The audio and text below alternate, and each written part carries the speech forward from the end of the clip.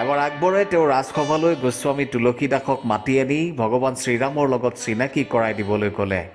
তেতিয়া তুলসী দাসে কৈছিল যে ভগৱান শ্ৰীৰামে কেৱল তেওঁৰ ভক্তকহে দৰ্শন দিয়ে। এই কথা শুনি আকবৰে গোস্বামী তুলসী দাসক কাৰাগাৰত ভৰাই দিয়ে। কাৰাগাৰত থকা সময়তে তুলসী দাসে অৱধী ভাষাত হনুমান চালিচা লিখিছিল। হনুমান চালিচা লিখাৰ কাম সম্পূৰ্ণ হোৱাৰ লগে লগে বান্দৰে সমগ্ৰ ফতেহপুৰ চিক্ৰীক ঘেৰি ধৰি আক্ৰমণ কৰে। আকবৰৰ সৈন্যইও বান্দৰৰ আক্ৰমণ ৰোধ কৰাত ব্যৰ্থ হয়। তাৰ পাছত আকবৰে এজন মন্ত্ৰীৰ পৰামৰ্শ মতে তুলসী দাসক কাৰাগাৰৰ পৰা মুক্ত কৰি দিয়ে। তুলসী দাস কাৰাগাৰৰ পৰা মুক্তি পোৱাৰ লগে লগে বান্দৰবোৰেও সেই অঞ্চলটোৰ পৰা আঁতৰি যায়। এই অদ্ভুত ঘটনাটোৰ পিছৰে পৰাই হনুমান চালিচা মানুহৰ মুখে মুখে প্ৰচলিত হ'বলৈ আৰম্ভ কৰে। হনুমান চালিচা এক বিশ্বাস, এক শক্তি নে অন্য কিবা? নমস্কাৰ নমস্কাৰ নমস্কাৰ প্ৰিয় দৰ্শক, মোৰ ইউটিউব চেনেল মটিভেটৰ নিৰঞ্জনলৈ মই নিৰঞ্জন শৰ্মাই আপোনালোকক স্বাগতম জনাইছোঁ। আজি পুনৰ এটি অতি আধ্যাত্মিক বিষয় লৈ মই আপোনালোকৰ মাজলৈ আহিছোঁ।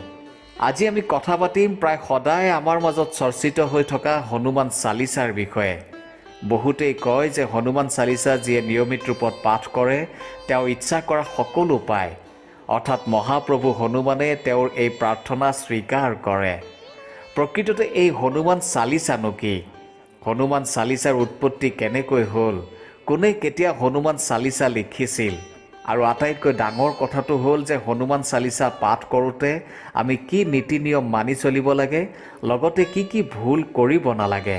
হনুমান চালিচা হৈছে 16 শতিকাত অৱধী ভাষাত ৰচিত হিন্দু ধৰ্মৰ ভগৱান ৰামৰ ভক্ত হনুমানৰ গুণ, বীৰত্ব আৰু নিৰ্মল চৰিত্ৰৰ বিষয়ে 40টা শাৰীত বৰ্ণনা কৰা এটা কবিতা, যাৰ লেখক গোস্বামী তুলসী দাস। এইটো অতি চুটি ৰচনা, য'ত পৱন পুত্ৰ ভগৱান হনুমানক সুন্দৰকৈ প্ৰশংসা কৰা হৈছে। ইয়াত কেৱল বজৰংগবলীৰ ভাৱপূৰ্ণ পূজাই হোৱা নাই, ভগৱান শ্ৰীৰামৰ ব্যক্তিত্বও সহজ শব্দেৰে চিত্ৰিত কৰা হৈছে। চালিচা শব্দৰ অৰ্থ হৈছে 40। এই কবিতাটোত পৰিচয় আৰু দোহাটোত বাদে 40টা পদ আছে। যদিও ই সমগ্ৰ ভাৰততে জনপ্ৰিয়, কিন্তু বিশেষকৈ উত্তৰ ভাৰতত ই অতি বিখ্যাত আৰু জনপ্ৰিয়। প্ৰায় সকলো হিন্দু ধৰ্মাৱলম্বী লোকে এই হনুমান চালিচা পাঠ কৰে বা জানে। সনাতন ধৰ্মত হনুমানক বীৰত্ব, ভক্তি আৰু সাহসৰ প্ৰতিমূৰ্তি হিচাপে গণ্য কৰা হয়। মান্যতা মতে হনুমান অমৰ বুলি বিশ্বাস কৰা হয়। দৈনিক ভগৱান হনুমানক ধ্যান কৰি তেওঁৰ মন্ত্ৰ জপ কৰিলে মানুহৰ সকলো ভয় দূৰ হয়। কোৱা হয় যে হনুমান চালিচা পাঠ কৰিলে ভয় দূৰ হয়, বিপদ নাইকিয়া হয় আৰু মানুহৰ মনত শান্তি প্ৰদান কৰে। ইয়াৰ গভীৰ অনুভূতিৰ বিষয়ে চিন্তা কৰিলে মনত উচ্চ জ্ঞানৰ লগতে ভক্তিৰ অনুভূতিও জাগ্ৰত হয়। মঙলবাৰ আৰু শনিবাৰে বজৰংগবলীৰ পূজা কৰিলে ভক্তসকলে বিপদৰ পৰা মুক্তি লাভ কৰে আৰু তেওঁলোকৰ সকলো ইচ্ছা পূৰণ হয়। এই দুদিনত হনুমান চালিচা পঢ়াৰ এক বিশেষ তাৎপৰ্য আছে, কাৰণ ই জীৱনৰ সকলো দুখ কষ্ট দূৰ কৰে। শনিদেৱেও হনুমান ভক্তক আশীৰ্বাদ দিয়ে বুলি বিশ্বাস কৰা হয়। শনিবাৰে হনুমান চালিচা পঢ়িলে শনিৰ প্ৰভাৱো কমি যায়। হনুমান চালিচাৰ 39 নং পদত কোৱা হৈছে যে যিয়ে মহাপ্ৰভু হনুমানক ভক্তিৰে জপ কৰিব তেওঁ হনুমানৰ আশীৰ্বাদ পাব। চালিচা জপ কৰিলে গুৰুতৰ সমস্যাত হনুমানৰ ঐশ্বৰিক হস্তক্ষেপৰ আমন্ত্ৰণ কৰা হয় বুলি এক অতি জনপ্ৰিয় বিশ্বাস আছে। এতিয়া জানো আহক যে হনুমান চালিচা পাঠ কৰাৰ সময়ত আমি কি কি ভুল কৰিব নালাগে বা আমি কি কি কথাত গুৰুত্ব দিব লাগে। প্ৰথমতে, হনুমান চালিচা আধৰুৱাকৈ পাঠ কৰা বা মাজৰ পৰা পাঠ কৰা।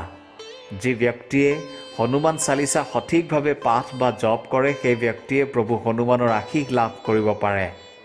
কেতিয়াও হনুমান চালিচা মাজৰ অংশৰ পৰা পাঠ কৰিব নালাগে। যেতিয়াই আপুনি হনুমান চালিচা পাঠ কৰিবলৈ বহিব, তেতিয়া চালিচাখন স্পষ্ট আৰু শুদ্ধকৈ আৰম্ভণিৰ পৰা শেষলৈকে সম্পূৰ্ণকৈ পাঠ কৰিহে বহাৰ পৰা উঠিব। আধৰুৱাকৈ পাঠ কৰি বা বাকী থকা অংশ কালিলৈ বা পিছত পাঠ কৰিম বুলি থ'লে মহাপ্ৰভু বজৰংগবলী অসন্তুষ্ট হ'ব পাৰে। দ্বিতীয়তে, মন শুদ্ধ আৰু পবিত্ৰ কৰি ৰখা। হনুমান চালিচা পাঠ কৰাৰ সময়ত আপোনাৰ মনটো যাতে শুদ্ধ আৰু পবিত্ৰ হৈ থাকে। লগতে ঘৰৰ বা কোনো মন্দিৰৰ প্ৰাৰ্থনা গৃহত চাকি বন্তি প্ৰজ্বলন কৰি মহাপ্ৰভু হনুমানক ধ্যান কৰিহে চালিচা পাঠ কৰিব। তেতিয়াহে আপুনি শুভ ফল লাভ কৰিব পাৰিব। তৃতীয়তে তামসিক ভোজন আৰু নিচাজাতীয় দ্ৰব্য ত্যাগ কৰা। যিসকল লোকে নিয়মিত হনুমান চালিচা পাঠ কৰে তেওঁলোকে কেতিয়াও তামসিক ভোজন আৰু যিকোনো নিচাজাতীয় দ্ৰব্য সেৱন কৰিব নালাগে। এনে কাম কৰা ব্যক্তি বজৰংগবলীৰ ক্ৰোধৰ চিকাৰ হ'বলগীয়াও হ'ব পাৰে। প্ৰভু হনুমান যিহেতু বাল ব্ৰহ্মচাৰী, সেয়েহে তেওঁৰ আশীষ লাভ কৰিবলৈ হ'লে মাছ মাংস আদি তামসিক ভোজন আৰু নিচাজাতীয় বস্তুৰ পৰা আঁতৰত থাকিবই লাগিব। ভগৱদ গীতাতো ভগৱান শ্ৰীকৃষ্ণ অৰ্জুনক সাত্বিক, ৰাজসিক আৰু তামসিক এই তিনি প্ৰকাৰৰ ভোজনৰ বৰ্ণনা দি সাত্বিক ভোজনকে শ্ৰেষ্ঠ বুলি কৈছে। কাৰোবাৰ সৈতে অকাৰণত কাজিয়া বা তৰ্কত লিপ্ত হোৱা। যিসকল লোকে নিয়মিত হনুমান চালিচা পাঠ কৰে তেওঁলোকে যাতে কোনো দুৰ্বল বা অসহায় লোকক কেতিয়াও কষ্ট নিদিয়ে, সেই কথা মনত ৰাখিব লাগে। ইয়াৰোপৰি অকাৰণত কেতিয়াও কাৰো লগত কাজিয়া তৰ্ক আদিত লিপ্ত হ'ব নালাগে। যদি আপুনিও হনুমান চালিচা নিয়মিত পাঠ কৰে তেন্তে এনে ভুল কেতিয়াও নকৰিব। তাৰ সমানে কেতিয়াও কোনো দুখীয়া দৰিদ্ৰ লোকে কোনো কথা দুখ কষ্ট পোৱা কাম নকৰিব আৰু পাৰিলে তেওঁলোকক নিজৰ সামৰ্থ্য অনুযায়ী সহায় কৰিব। এই কথা যিয়ে মানি নচলে তেওঁ হাজাৰবাৰ হনুমান চালিচা পাঠ কৰিলেও মহাপ্ৰভু হনুমানে কেতিয়াও তেওঁৰ ওপৰত কৃপা দৃষ্টি নাৰাখে। অবৈধ সম্পৰ্কত লিপ্ত থকা। যদি আপুনি বিবাহিত তেন্তে আপুনি নিজৰ জীৱন সংগীক এৰি আনৰ লগত অবৈধ সম্পৰ্ক ৰখাটো উচিত নহয়। এনেধৰণৰ কথা মনলৈ অনাটো পাপ। যি পুৰুষ নাৰীয়ে অবৈধ সম্পৰ্ক ৰক্ষা কৰি চলে আৰু তেনে পুৰুষ নাৰীয়ে হনুমান চালিচা পাঠ কৰিলে সুফল পোৱাটো দূৰৰে কথা, তেওঁলোকে চৰম বিপদৰ সন্মুখীন হ'বলগীয়া হয়। এনেধৰণৰ মানুহো প্ৰভু হনুমানৰ প্ৰকোপৰ চিকাৰ হয়। পশু পক্ষীক কেতিয়াও কষ্ট দিব নালাগে। যদি আপুনি আপোনাৰ ঘৰৰ সুখ শান্তি সমৃদ্ধিৰ বাবে হনুমান চালিচা পাঠ কৰে তেন্তে ভুলতো কেতিয়াও কোনো পশু পক্ষীক কষ্ট নিদিব। এনে কৰিলে কোনো পূজাৰে ফল লাভ নহয়। এখন ঘৰক দুখ দৰিদ্ৰতাই গ্ৰাস কৰি পেলায়, লগতে ঘৰখনত অপশক্তিয়ে বিৰাজ কৰিবলৈ আৰম্ভ কৰে। সেইবাবে সদায় পশু পক্ষীক মৰম কৰিবলৈ আৰম্ভ কৰক। যি ব্যক্তিয়ে পশু পক্ষীক সদায় মৰম কৰে তেনে ব্যক্তিৰ ওপৰত সদায় ভগৱানৰ আশীৰ্বাদ থাকে। কেতিয়াও কোনো ধৰণৰ অপৰাধ নকৰিব আৰু মিছা কথা নক'ব। যি ব্যক্তিয়ে অপৰাধজনিত কামত লিপ্ত থাকে, মিছা কথা কয়, তেনে ব্যক্তিয়ে যিমানে হনুমান চালিচা পাঠ কৰক কেতিয়াও মহাপ্ৰভু হনুমানৰ আশীষ লাভ কৰিব নোৱাৰে। যদি আপুনি সদায় হনুমান চালিচা পাঠ কৰে তেন্তে আপুনি কেতিয়াও কোনো ধৰণৰ অপৰাধ নকৰিব আৰু মিছা কথাও নক'ব। তাৰ সমানে চল চাতুৰিৰে ঠগ প্ৰবঞ্চনাৰে ধন ঘটিবলৈ চেষ্টাও নকৰিব।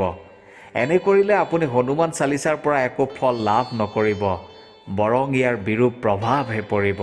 অষ্টমতে হনুমান চালিচা পাঠ কৰোঁতে কেতিয়াও খৰখেদা নকৰিব। যেতিয়াই আপুনি হনুমান চালিচা পাঠ কৰিব তেতিয়া ধীৰে স্থিৰে কৰিব। কেতিয়াও শ্লোকসমূহ ভুলকৈ উচ্চাৰণ নকৰিব। আপুনি যদি মনৰ পৰা সকলো চিন্তা আঁতৰাই শান্ত মনে হনুমান চালিচা পাঠ কৰে তেতিয়াহে পূৰ্ণ ফল লাভ কৰিব পাৰিব। সোনকালে শেষ কৰিব লাগে বুলি ভাবি খৰখেদাকৈ পাঠ কৰিলে তাৰ সুফল কেতিয়াও নাপাব। কাৰণ খৰখেদাকৈ পাঠ কৰিলে আপোনাৰ ভুল ত্ৰুটি হ'বই আৰু এবাৰ ভুল হ'লে ভুল হৈয়েই থাকিব। ৰাম নাম নোলোৱাকৈ ভুলতো হনুমান চালিচা পাঠ নকৰিব। আমি সকলোৱে জানো যে হনুমান প্ৰভু শ্ৰীৰামৰ পৰম ভক্ত। সেয়েহে প্ৰভু শ্ৰীৰামৰ নাম নোলোৱাকৈ কেতিয়াও হনুমান চালিচা পাঠ কৰিব নালাগে। ৰাম নাম নোলোৱাকৈ হনুমান চালিচা পাঠ কৰিলে প্ৰভু হনুমান ৰুষ্ট হৈ পৰে আৰু তেতিয়া আপুনি একো সুফল নাপাব।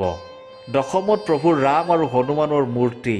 হনুমান চালিচা পাঠ কৰাৰ সময়ত সন্মুখত ভগৱান ৰাম আৰু প্ৰভু হনুমানৰ মূৰ্তি বা ফটো স্থাপনা কৰিব লাগে আৰু সেই স্থান পবিত্ৰ কৰি তাত এটা পাত্ৰত পানী ভৰাই ৰাখিব লাগে। তাৰ পিছত কমেও 3 বাৰৰ পৰা 108 বাৰ হনুমান চালিচা পাঠ কৰিব লাগে। মনলৈ বেয়া চিন্তা নানিব। হনুমান চালিচা পাঠ কৰাৰ সময়ত মনলৈ কেতিয়াও অনুচিত বা বেয়া চিন্তা আনিব নালাগে। লগতে সদায় একেটা সময়তে হনুমান চালিচা পাঠ কৰিব লাগে। কোনো স্থানলৈ যাত্ৰা কৰাৰ সময়ত বা শুই থকা সময়তো পবিত্ৰ মনেৰে হনুমান চালিচা পাঠ কৰিব পাৰি। মংগলবাৰ আৰু শনিবাৰে প্ৰভু হনুমানৰ মন্দিৰ দৰ্শন কৰিব লাগে। যিসকলে হনুমান চালিচা পাঠ কৰে সেইসকলে মংগলবাৰ আৰু শনিবাৰৰ দিনা কোনো হনুমান মন্দিৰলৈ গৈ মহাপ্ৰভু হনুমানৰ দৰ্শন কৰিব লাগে। লগতে সেই দিন দুটাত হনুমানৰ সন্মুখত ঘিউৰ চাকি জ্বলাই হনুমান চালিচা পাঠ কৰিব লাগে। এনে কৰিলে ব্যক্তিৰ জীৱনৰ পৰা ডাঙৰতকৈও ডাঙৰ বিপদ বা সমস্যা সোনকালে নাইকিয়া হৈ পৰে। বেয়া সংগত থকা। আপুনি যদি নিয়মিত হনুমান চালিচা পাঠ কৰে আৰু আপুনি বেয়া সংগত থাকে বা বেয়া মানুহৰ বেয়া কামত সহযোগ কৰে, তেন্তে আপোনাৰ পতন নিশ্চিত বুলি ধৰি ল'ব পাৰে। সেয়েহে নিজৰ মংগলৰ বাবে যিমানেই আপোন নহওক তেনে মানুহৰ সংগ এৰি চলিবই লাগিব। জ্যোতিষ শাস্ত্ৰ মতে মংগলবাৰৰ দিনা 3 বাৰ হনুমান চালিচা পাঠ কৰাটো শুভ বুলি কোৱা হৈছে। যেতিয়া আপুনি হনুমান চালিচা পাঠ কৰিবলৈ বহিব, তেতিয়া এটা পাত্ৰত পৰিষ্কাৰ পানী ভৰাই ৰাখিব আৰু চালিচা পাঠ কৰি শেষ হোৱাৰ পিছত সেই পানী প্ৰসাদ হিচাপে গ্ৰহণ কৰিব। এনে কৰিলে প্ৰভু হনুমানে আপোনাৰ ওপৰত সুপ্ৰসন্ন হৈ কৃপা বৰষিব। মৃতকৰ ঘৰত পাঠ কৰা। যেতিয়া কোনো এখন ঘৰত কোনো লোকৰ মৃত্যু হয়, তেতিয়া সেই ঘৰখন এটা নিৰ্দিষ্ট সময়লৈকে অশুদ্ধ হৈ পৰে বুলি আমি বিশ্বাস কৰোঁ। যেতিয়ালৈকে সম্পূৰ্ণ ধৰ্মীয় ৰীতি নীতিৰে মৃতকৰ ঘৰখন শুদ্ধ কৰা নহয়, তেতিয়ালৈকে সেইখন ঘৰত কেতিয়াও হনুমান চালিচা পাঠ কৰিব নালাগে। লগতে অন্য দেৱী দেৱতাৰো পূজা অৰ্চনা কৰিব নালাগে। আনকি মন্দিৰ বা নামঘৰ আদিতো প্ৰৱেশ কৰিব নালাগে। হনুমান চালিচা সদায় সূৰ্য উদয় আৰু সূৰ্যাস্তৰ সময়ত পাঠ কৰিব লাগে। ইয়াৰ উপৰিও ব্ৰহ্ম মুহূৰ্ত অৰ্থাৎ ৰাতিপুৱা 3 বজাৰ পৰা 5 বজাৰ ভিতৰত অৰ্থাৎ সূৰ্য উদয়ৰ পূৰ্বে হনুমান চালিচা পাঠ কৰিলে অতি শুভ ফল পোৱা যায় বুলি কোৱা হৈছে। প্ৰিয় দৰ্শক, এয়াই আছিল 16টা নিয়ম, যিকেইটা মানি চলিহে আমি হনুমান চালিচা পাঠ কৰাৰ বাবে হাতত ল'ব লাগে। কিন্তু আমি বহুতেই এই সৰু সৰু কিন্তু গুৰুত্বপূৰ্ণ কথাকেইটা আওকাণ কৰি হনুমান চালিচা পাঠ কৰোঁ বাবে ভবামতে ফল নাপাওঁ। গতিকে এই ভিডিঅ'টো চোৱাৰ পিছৰে পৰা এই কথাকেইটা আপুনি মনত ৰাখিব। তেহে হনুমান চালিচাৰ সুফল লাভ কৰিব পাৰিব। আশা কৰোঁ ভিডিঅ'টোৰ পৰা আপুনি নিশ্চয় উপকৃত হ'ব। ভিডিঅ'টো এটা লাইক আৰু যিমান পাৰে সিমান শ্বেয়াৰো কৰিব, যাতে আপোনাৰ জৰিয়তে আন 10জনৰো সহায় হয়। ধন্যবাদ।